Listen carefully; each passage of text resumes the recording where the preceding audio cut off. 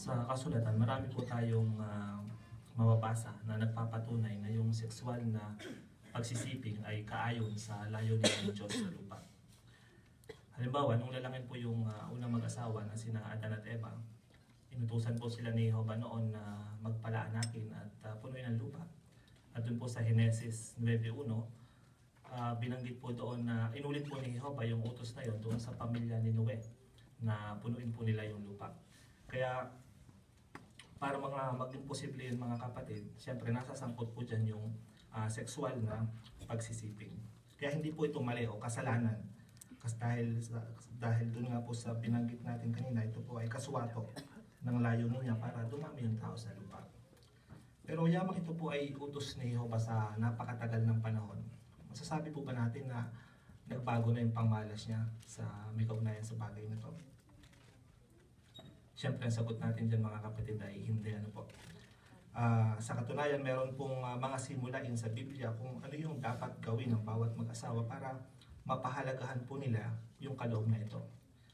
Pagkasi yung mga kapatid na buksan ng inyong Biblia, dun po sa unang Korinto, ang kabanata po ay 7, talatang 3, hanggang sa unang bahagi ng 5. Ano po mga kapatid? Unang Korinto 7:3 hanggang sa unang bahagi ng 5. Ganito po yung sinasabi rito. Ibigay ng asawang lalaki sa kanyang asawa ang kanyang kaukulan, ngunit gayon din ang gawin ng asawang babae sa kanyang asawa. Ang asawang babae ay walang autoridad sa kanyang sariling katawan, kundi ang kanyang asawa. Gayon din naman, ang asawang lalaki ay walang autoridad sa kanyang sariling katawan, kundi ang kanyang asawa. Huwag ipagkait ito sa isa't isa, malibang may pinagkasunduan sa loob ng isang taktang panahon.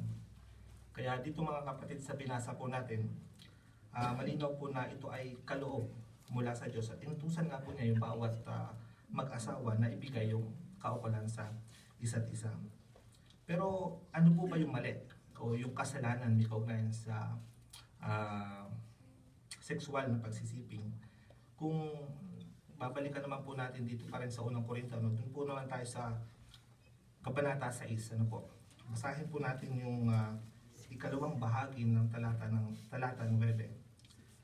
Sabi po dito, huwag kayong paliligaw, hindi ang mga mapakiapid, ni ang mga mananamba sa idolo, ni ang mga mangangalunya, ni ang mga lalaking iniingatan ukol sa tilikas ng mga layunin, ni ang mga lalaking sumisiping sa mga lalaki. At doon din po sa unang Tesalonica 4, ang kabanata po ay 3, sa diwa mga kapatid, binanggit po doon na umiwas kayo sa pakikiapid. Kaya doon po sa dalawang teksto na binasa ko, binanggit ko sa inyo, mapapansin po natin dito na ito po yung tinatawag ng Biblia na pakikiapid.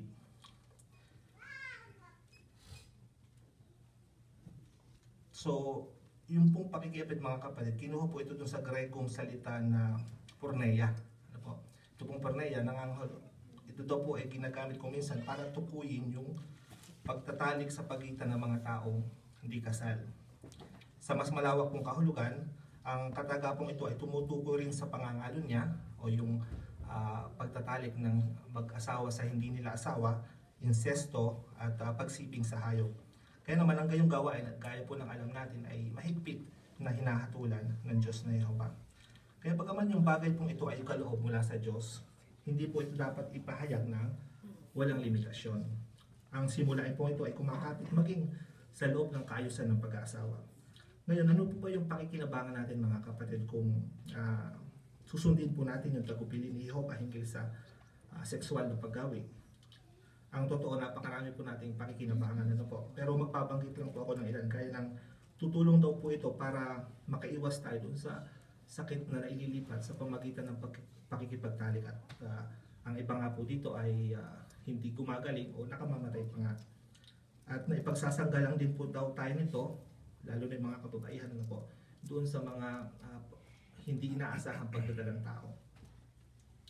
Tutulong din daw po ito para magkaroon tayo ng malinis na budhi, paggalang sa sarili, at higit sa lahat, matatamo po natin yung pagsang-ayon ng Diyos na Jehovah. Siyempre, ito po ay maaaring maging hamon sa atin dahil sa di kasakdalan. Pero tandaan daw po natin, kung ikakapit po natin ito, itong mataas na pamantayan ni Jehovah ukol dito, magkakaroon po tayo ng isang malinis at mabuting saloobin hinggil sa sekso at makadaragdag po ito ng ating kaligayahan sa pag-aasawa ngayon at sa hinaharap.